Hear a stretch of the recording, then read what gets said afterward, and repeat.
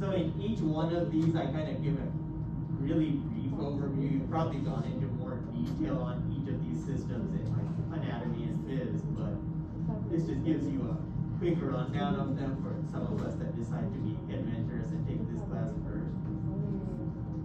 So starting with diseases of the skin, we got to think of what is the actual structure of the skin. And we kind of know this because we mentioned it, just during the levels of defense and basic structure of skin.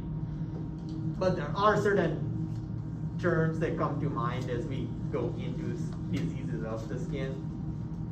So vesicle is going to be a small fluid-filled lesion that's less than 1 centimeter in diameter. Bullae are going to be vesicles that are larger than 1 centimeter in diameter. So it's all about size, comparing a vesicle to a bullae. Macules are going to be flat, reddened lesions. Papules are going to be raised lesions. Pustules are going to be raised lesions that also have pus, the white gooiness that's trapped inside them. And then an exanthem versus an enanthem. Exanthems are going to be skin rashes that arise from a disease, so they'll be on the outer skin. Enanthems are going to be rashes that occur on a mucous membrane because of a disease, so like lining of your lungs or your intestines or your urinary tract. And enanthem is going to be there because it's a mucous membrane. And as we go disease to disease, we'll mention like, oh, it has symptoms of macules or papules or vesicles. These are what we're referring to. Because a lot of skin diseases cause these same kind of effects. So, looking at bacterial diseases of the skin, and then towards the latter portion of 4.1, we'll go into viral diseases. And we'll see how much time we cover and how much progress we make. I don't have to finish off 4.1, but we want to make a decent headway in it. Starting on staphylococcal skin infections. So Staphylococcus, like Staph epidermidis is what most of us have seen. That's what we swabbed when we did like the mannitol solid auger plates in lab. Some staphylococci though are going to cause problems that are not good for us. There's about greater than or equal to 80,000 deaths per year because of Staphylococcus infections, and a lot of those are going to be nosocomial infections. What do we know about a nosocomial infection? What is a nosocomial infection? It's in your nose. No. I'm just kidding. I don't know. Getting nosy. I don't remember. Where would you be if you were acquiring one of these? Acquiring? Something you go out and seek. No, but you'd be seeking an infection. Water. No, but that's a good guess. So hospitals and other clinical settings, that you pick up an infection from those locations, so that's nosocomial infection. So a lot of times you'll go in for some treatment or surgery at some other location and come out with a staph infection. Oh, that's nice. Yeah, isn't it? A lot of minor surgical things like outpatient surgeries, a lot of those people end up getting other infections that they had no plans on getting. Or as Eric was wanting us to actually thrill seek and find these on purpose. So, Staphylococcus, as the name implies, so spherical gram-positive bacteria, they're formed in irregular clusters. A lot of them are going to produce coagulase. Remember when we talked about enzymes and their effects, so this one causes coagulation or clotting of the blood. Specifically, it's going to cause fibrin in the blood to form clots, which when you have a cut or a scrape is a good thing. When your bacteria is trying to hide inside of you, that's a bad thing. Having that coagulase is one way to identify the different types of staphylococci. So if it's just like this term where it's not capitalized, that just means it's something of this group of bacteria that are spherical, so the coccus part, and then they form clusters. And of course, we've done some gram staining on staph, or if we haven't, we will in the next few weeks. So the big poster child for Staphylococcus is Staphylococcus aureus. And a couple of us seem to definitely have that when we did our nasal swabs of ourselves and you had the yellow color on your mannitol salt, that's because you had Staph aureus. It's carried in the nasal passages of 20% of the population, like long term, and then it's transient in at least 60% of the population. Form golden yellow colonies if you put them on media that has everything they need to survive. It's coagulase positive, so it will cause plasma to form clots. They can also produce damaging toxins, and they can cause sepsis when they spread into the bloodstream. They're really good at avoiding host defenses in the skin itself. A lot of this is going to be because of the virulence factors that staph produces, like coagulase that causes the clots to form, hyaluronidase, if we remember when we talked about that breaks down the lining or cement between cells, DNases that digest DNA, and the hemolysis, the one that lyse red blood cells and give you things like beta hemolysis. On the epidemiology, it's going to be commonly isolated from fomites. What do we remember as a fomite?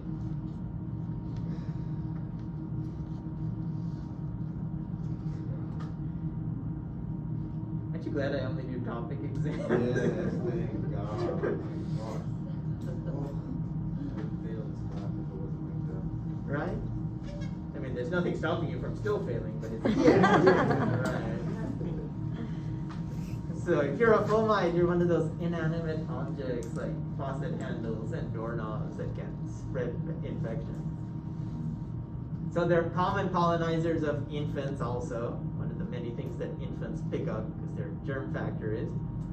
They're going to be found in your anterior nares, so the nostrils, also on your skin in various locations, the nasopharynx or back of the throat, and in many cases actually in your intestines, and that can lead to colitis.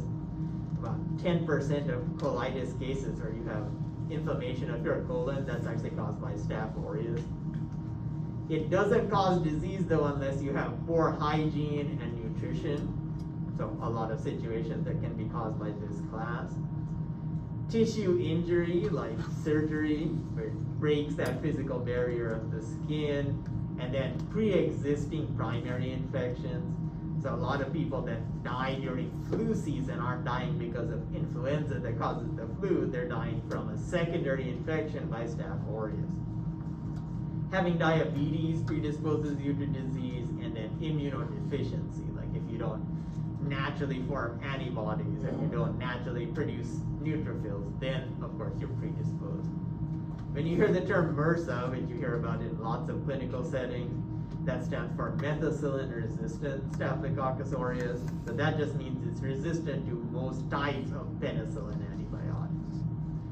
Maybe it's not just specifically methicillin, but anything in that category of the penicillin. So starting off at the bare level of the skin, you can have invasion of the skin that's going to begin in wounds, like as simple as a paper cut or a little scrape. It can happen in hair follicles, or it can happen in glands, like your sebaceous glands that are secreting oil. Least effective disease is going to be folliculitis. So this is common, it's mild, it's superficial inflammation of a hair follicle. So where you have isolated hairs like on your arm or the back of your neck or legs or anywhere else, you'll have one little follicle get inflamed. Usually this will resolve on its own, but it can then lead to invasion of that subcutaneous layer below the dermis. When you have infection of an eyelash specifically versus any other hair on your body, then it's called a stye. Next level up from folliculitis is developing a furuncle. It's also called a boil. It's the thing that witches always have on their nose if you think about the classic stories. So this is going to be the result of inflammation of a single follicle or gland, where it's not just resolving on its own and it's spreading from one follicle to the next.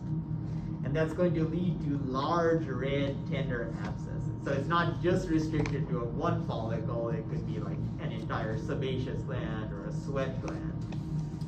These tend to also occur in clusters, especially where your skin is constantly rubbing, because that's breaking that actual barrier of the skin. Now it can spread one follicle to the next, or between a hair follicle and a sweat gland.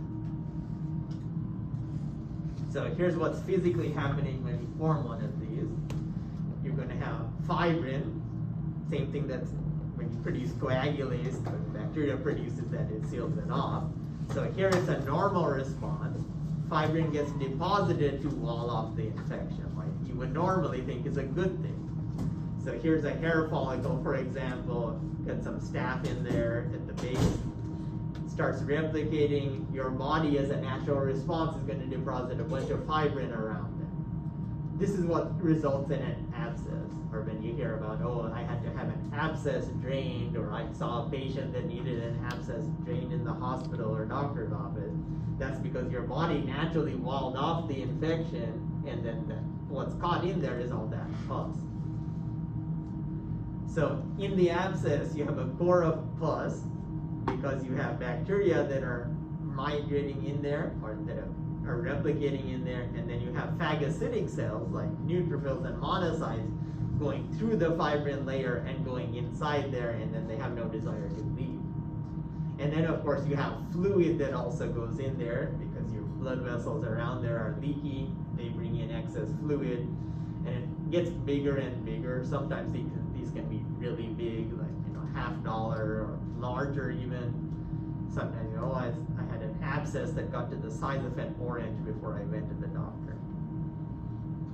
So here's that outer layer of fibrin, staphylococci are in the middle, whole area of pus. If you remember when we talked about pus, neutrophils, lots of dead cells, the bacteria themselves all contribute to pus formation.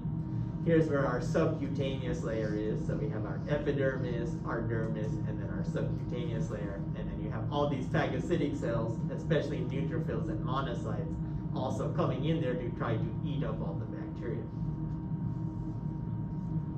Next layer up is the carbuncle. So if you can't contain the furuncle, it becomes a carbuncle. Sounds like a game. Right? That would be a cool game to play. Just stick stuff into your body, and Carbuncle. I got a bigger carbuncle I got than a you. So, but as someone that wants to be in the healthcare field, it doesn't disgust you. Looks cool. So this is what a carbuncle could look like. So it's going to be a deeper lesion, and it's going to be what started off as a bunch of individual furuncles. You lose that actual formation of the abscess individually, that fibrin layer breaks down, bacteria escape, and you have all these furuncles like meeting up in the middle to become one giant carbuncle. So it could occur in areas of thick, tough skin, like the back of your neck, or where you have, say, your waistline if you're wearing shorts or underwear or something, and that's constantly rubbing. A lot of people, when they wear a baseball cap and the front of it is rubbing on the top of your forehead, that's another area. This can continue to be a systemic infection if you still can't keep it contained at the carbuncle level and you don't see a doctor. Bullous impetigo, on the other hand, it's going to be restricted to the epidermal layer. It's going to be where you have a bubble-like epidermal swelling, and it'll naturally break off on its own and peel away. So only the epidermis is affected in that. Then you can develop toxigenic diseases caused by Staph aureus, and this is where staph produces one or more toxins that cause or contribute to the symptom. Scalded skin syndrome is one of them. This especially occurs in infants and young children, usually under 2 years old. You hear about outbreaks of this in hospital nurseries where one baby has it, and then of course you have lots of babies in a contained area. One nurse is tending to one and then tends to the other, and they'll spread it nurse to nurse like that. Symptoms are a painful red flush that occurs over the whole body. First starts off as blisters, and eventually the epidermis is going to separate like this. So here's the epidermal lining, here's the dermis, and the whole epidermis peels off as if you put the baby out in the summer heat and just let it bake there. So same kind of thing, it appears like the skin is scalded, and that's how it got its name. But in this case, it's caused by a toxin produced by that bacteria. Still can't get in unless there's a break in the skin, though, right? Like if. Or a hair follicle or sweat gland, or so it can get in there and then spread from there, especially like a hair follicle, because that still is going to cross across the epithelial or the epidermal lining. But definitely a break in the skin would contribute to that. Higher level then is toxic shock syndrome, or TSS, and this tends to occur in all ages. So you have that sunburn-like rash that's part of scalded skin syndrome, so that same thing. But then because it's spreading throughout your body, it's not just affecting the epidermis. So here you'll also develop fever, vomiting, shock, and eventually organ failure. And that's caused by a specific toxin produced by some strains of this bacterium called TSST, or toxic shock syndrome toxin 1. So bacteria break away from, say, a carbuncle. Some get into your bloodstream, start producing this toxin, and that toxin is what leads to all these other symptoms. This was originally discovered after there were a lot of cases along with the use of a new type of highly absorbent vaginal tampon for women. So it was this thing that was advertised in the 80s, like, yes, this is highly absorbent. If you're a woman, you don't have to pull this out very often. You can leave it in there and it'll keep absorbing the vaginal secretions. So women tended to leave those in for like multiple days, which was great if you don't have to keep changing that, but it's bad because all the vaginal secretions have lots of nutrients, and those nutrients are great for Staph aureus to replicate. So also some cases also occurred along with natural menstruation or in nasal surgeries where you've broken the skin of the nasal cavity, of course, during the surgery, and then bacteria get into the bloodstream from there. A few women actually died from this. And then it spread from the vaginal tract into the bloodstream, or during menstruation it's going to spread into the bloodstream. So that's all I'm going to care about with staph. Streptococcal skin infections. So we'll intro them, and then after our lab quiz we'll go a little further. So streptococci, they're gram-positive cocci, they occur in chains, so strepto. They're going to produce hemolysins and lyse red blood cells. The beta-hemolytic streptococci, like Strep pyogenes that we'll focus on, that's where you'll have complete lysis of your red blood cells. Those are the ones that often cause disease. Those are the ones that a few of you had that complete clearing where you had the colonies and then you could see through the auger completely right around the colony. That was the beta hemolysis. So the streptococci are differentiated then into multiple groups. Those are groups A through T, and those are going to be based on antigen cell wall carbohydrates. So they're all still streptococci, but then there's differences in the sugars on the surface of the cell wall. We're not staining any of those in your example gram staining, but this is what they would look like if you did stain them. So of course gram positive, and then they're in chains like this. And that's where we'll pick up on after we take our lab quiz, after we have a